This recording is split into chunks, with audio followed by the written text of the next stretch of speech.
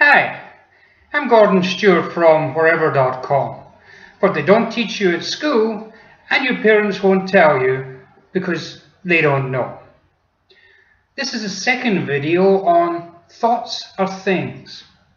Because one thing they really didn't tell you at school is about the power of your thoughts. How your own thinking and thinking patterns create the circumstances of your life. In our last video, we discovered how we have a thought every second, and that thought is similar or the same as the last thought, and the one before that. In other words, we have repetitive thought patterns, and most of these thoughts are negative. We also discussed how our thoughts create our feelings and emotions. And our feelings and emotions, in turn, create our words, actions, and reactions. And this gives us the circumstances of our lives today. So how do we change? In this video, we're going to talk about the energy of our thoughts and feelings.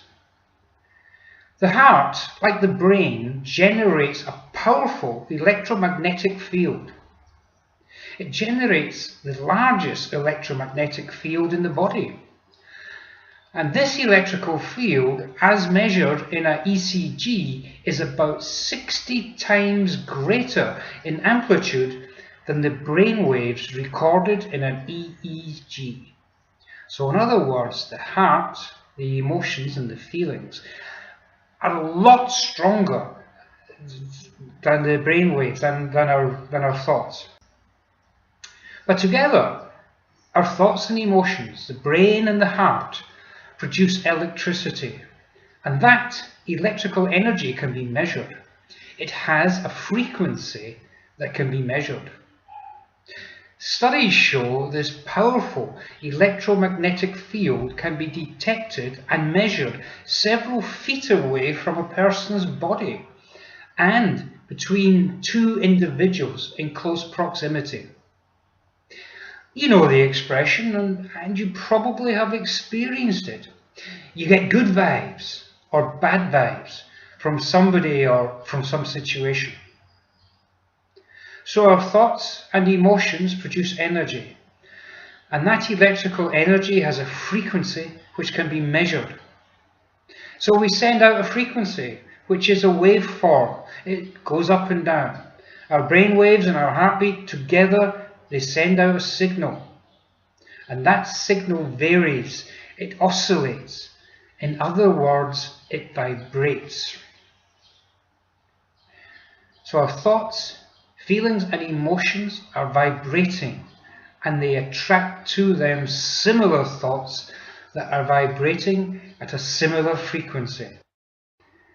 So if you're feeling angry, which is one vibration, it's impossible for you to be happy at the same time, because happiness has a totally different energy and frequency to anger. Studies have shown that if you focus on one thought for as little as 17 seconds, it will attract to it another similar thought. So you think something, maybe about an argument you had last week, and very quickly you're reliving that argument, having the same thoughts, going over it again and again, building it, making it bigger in your mind. And you're feeling angry. The emotion is there again. This thinking and feeling can increase to a point that you decide to take action. You say something to restart the argument. You lash out. You decide to get a divorce. And there are the circumstances of your life.